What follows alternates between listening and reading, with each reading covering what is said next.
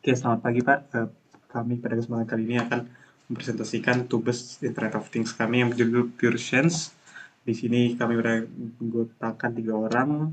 Saya Gibran Gavansi dengan NIM F1D0221 sebagai leader, lalu Rafli Rizani dengan NIM F1D022088 sebagai programmer, dan Muhammad Esra Azazili dengan NIM F1D022070 dengan sebagai desainer. Ya, jadi tujuan kami membuat proyek ini adalah untuk membangun sistem monitoring penjaringan air yang sederhana dan hemat biaya. Sistem ini menguji kemampuan sensor turbidity dalam mengukur kekeruhan air dan mengklasifikasikannya secara logis. Hasil deteksi ditampilkan melalui LED dan buzzer sebagai umpan balik langsung bagi pengguna. Selain itu, sistem ini disiapkan sebagai dasar untuk pengembangan lebih lanjut ke arah IoT seperti pinjaman data ke server atau notifikasi jarak jauh. Untuk metodenya sendiri ada ESP32 Dev Module yang digunakan karena memiliki adisi internal, pin GPIO fleksibel dan mendukung koneksi Wi-Fi untuk pengembangan lebih lanjut. Terus untuk ada sensor turbidity-nya digunakan untuk membaca nilai analog berdasarkan ketinggian air bekerja dengan prinsip hamburan cahaya.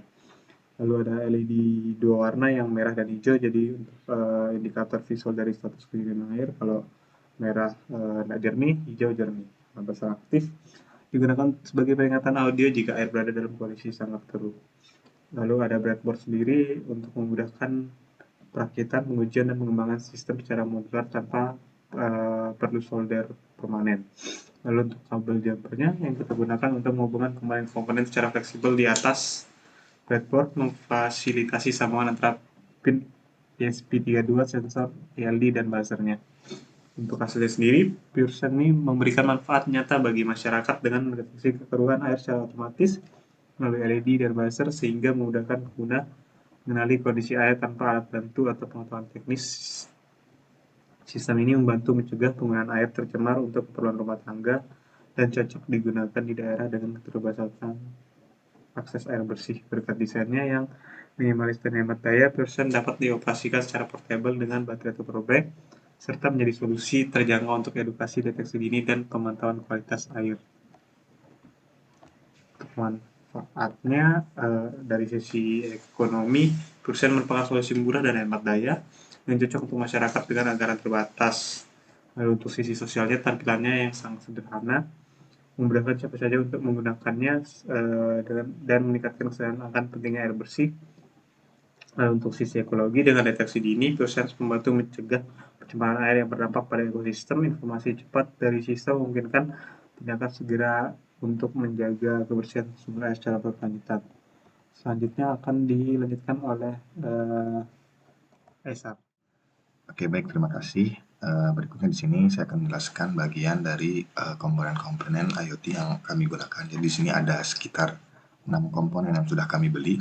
Yang pertama dari microcontrollernya, kami di sini menggunakan ESP32 karena kami bakal memanfaatkan Wi-Fi pada ESP32 ini. Terus yang kedua itu ada sensor, yang dimana sensor yang kami gunakan adalah turbidity, yang dimana berfungsi sebagai sebagai sensor untuk mengambil data dari tingkat kekeruhan airnya seperti yang sudah dijelaskan sama Kevin sebelumnya.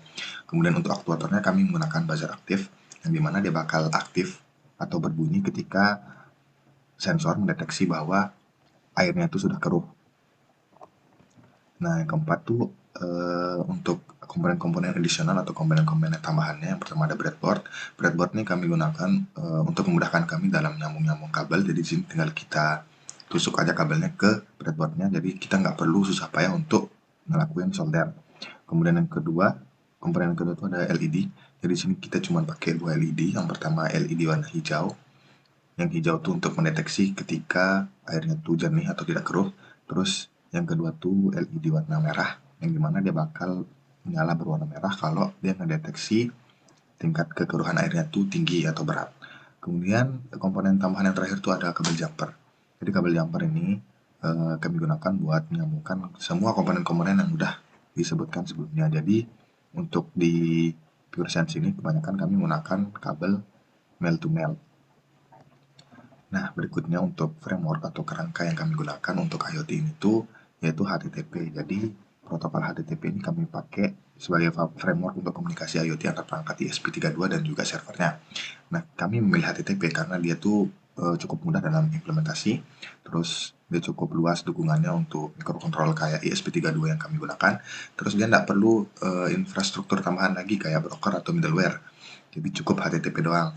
Nah, dengan HTTP ini, data kekeruhan air itu bakal dibaca sama sensor turbidity tadi, terus dikirim secara berkala atau secara real time ke server untuk disimpan, terus ditampilkan dan dianalisis lebih lanjut apakah dia bakal tergantung penggunanya sih. Terus dengan sistem HTTP ini, pengguna itu bakal dimungkinkan untuk memantau aktivitas atau kualitas air dari jarak jauh melalui antarmuka web atau aplikasi sederhana. Nah, ini adalah blok diagramnya. Jadi di sini ada tiga fase, yaitu input, proses, dan output. Jadi inputnya itu dari sensor turbiditas atau turbidity tadi, yang dimana dia bakal ngebaca data airnya, kemudian diproses oleh microcontroller yaitu ESP32. Setelah itu hasil prosesnya bakal menghasilkan tiga output di sini. Karena kami merancangnya untuk menghasilkan tiga output. Yang pertama itu indikator LED, kemudian buzzer, terus yang terakhir itu adalah data tingkat kekeruhan airnya, apakah dia keruh atau jernih. Oke, berikutnya di sini untuk desain perangkat, dan seterusnya bakal dilanjutkan oleh rekan kami yang berikutnya yaitu Rizani. Terima kasih. Baik, selanjutnya ini desain perangkat. Di desain perangkat ini kita masih menggunakan Tinkercad, yang dimana untuk modulnya itu masih menggunakan Arduino. Kenapa kita menggunakan Arduino? Karena di sini tuh modul ESP32 itu tidak ada.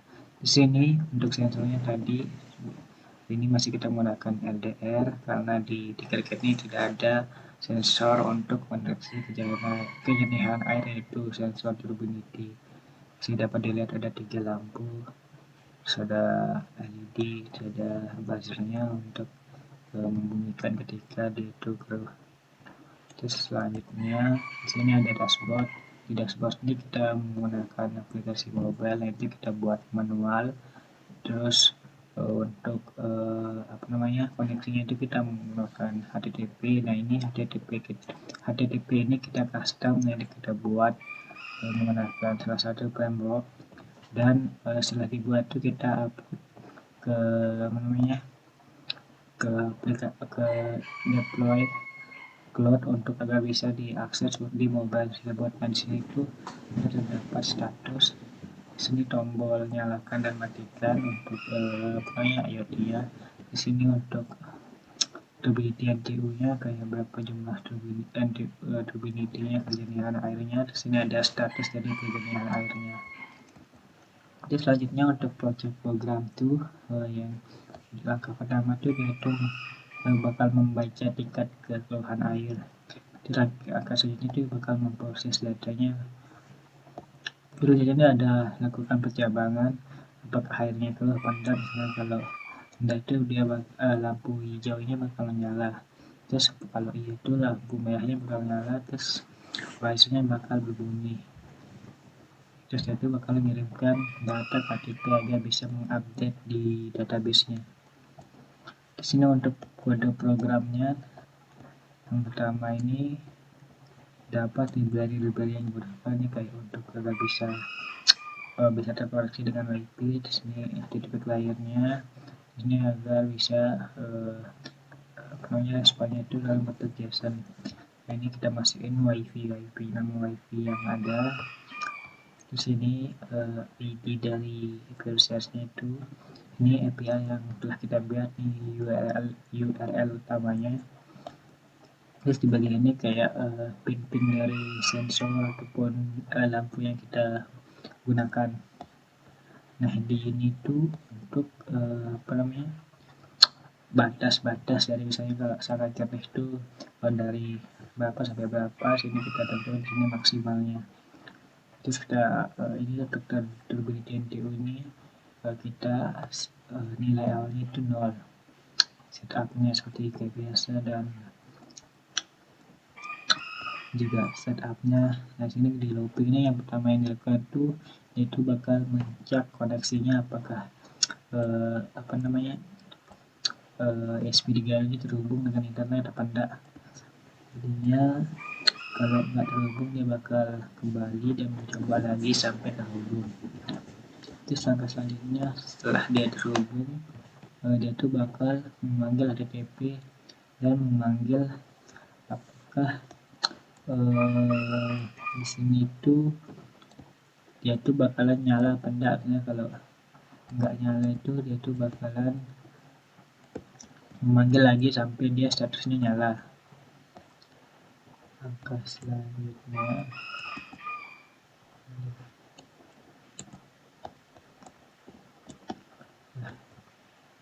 jadi untuk misalnya kalau tadi ESP32 nya nyala, statusnya itu bakal mengambil sebuah fungsi yaitu nyala. Nah, dia ini bakal mengambil data dari NTU-nya itu yaitu berbentuk analog. Terus juga ada yang digital, jadinya sensor ini itu ada dua metode, ada analog dan ada digital. Terus dihitung sesuai dengan rumus yang kita cari. Ini untuk menampilkan di di serialnya, serial portnya. Nah, di sini untuk menentukan apakah dia itu bakalan statusnya bakalan jernih ataupun keruh dan lainnya. Misalnya dilihat nih, misalnya turbidity-nya di bawah threshold jernih itu bakalan sangat jernih ataupun jernih. Terus kalau turbidity-nya keruh berat, dia tuh bakal dicek lagi apakah dia keruhnya ringan atau sedang. Nah, kalau dari itu, kalau melebihi batas tuh dia bakal otomatis keruh berat. Langkah selanjutnya dia tuh bakal mencek koneksi lagi di sini tuh agar bisa menyimpan data ini ke dalam database. Ini sesuai dengan sensornya berapa ID-nya. Ini tuh untuk request-nya sesuai dengan yang ada di API-nya. Di sini udah dikirim, bakalan selesai.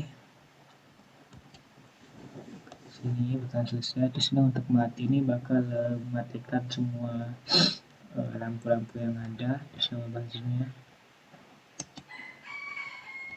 Oke, mungkin segitu aja presentasi dari kelompok kami. Jika ada kesalahan kata atau kekurangan mohon dimaafkan. Saya ucapkan terima kasih. Assalamualaikum warahmatullahi wabarakatuh. Selamat pagi semuanya. Jadi di sini kami dari kelas B mata kuliah Internet of Things akan mensimulasikan hasil pengerjaan proyek kami, yang dimana ini tuh adalah Pure Sense, yang dimana ini akan mendeteksi tingkat kekeruhan air. Jadi di sini kami sudah menyiapkan dua jenis air. Yang pertama air yang sangat keruh ini, dan juga yang kedua ada air yang sangat jernih ini. Dan di sini merupakan alat-alat kami yang selanjutnya bakal didemonstrasikan oleh rekan-rekan saya.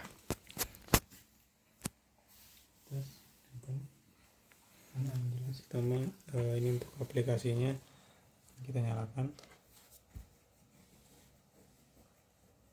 Oke. Ini kita coba masukin ke dalam air yang jernih. Jadi tunggu beberapa saat untuk agar bisa kebaca.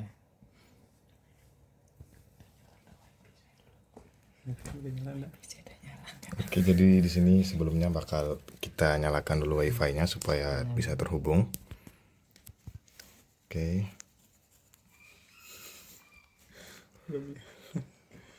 Nyala ya, lupa. Lantas Jadi dinyalakan dulu wifi-nya. Oke. Terus sekarang. Nah, itu. Nah, keruringan. Nah, di sini. Baca keruringan, terus lampunya jadi hijau.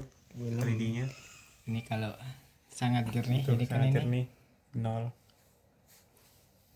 NTU-nya 0. kan ini airnya sangat ini, jadinya di sini itu bakal kita pilih sangat jernih. Oke, coba kita bakalan lakuin di yang keruh ini, dia bakal kebaca apa. Oke, ini kita tunggu sebentar. Nah, itu dia bakalan muncul keruh ringan dan bakalan nyala warna merah. Misalnya ini juga sekarang ini kita buat agar keruhnya itu berat. Buzzernya nggak dinyalain. Nyala kok, Belum dicolok. harus tuh. Nah. Buzzernya bakalan bunyi dan di sini statusnya itu bakalan keruh berat. Oke, sini coba kita matikan lagi. Oke, Nah, kita matikan. ini udah setelah kita matikan, dia bakalan nggak bisa berfungsi Iya. walaupun dicelup Nggak berapa akan. kali. Ini bakalan tetap karena ini udah mati dari Mati dan aplikasinya. statusnya enggak yang buat NTU sama berubah. Statusnya kejernihan itu bakalan Iya. hilang. Ini kita menggunakan Kotlin. Dan API ini kita buat manual. Oke, segitu aja untuk demo dari kami. Terima kasih.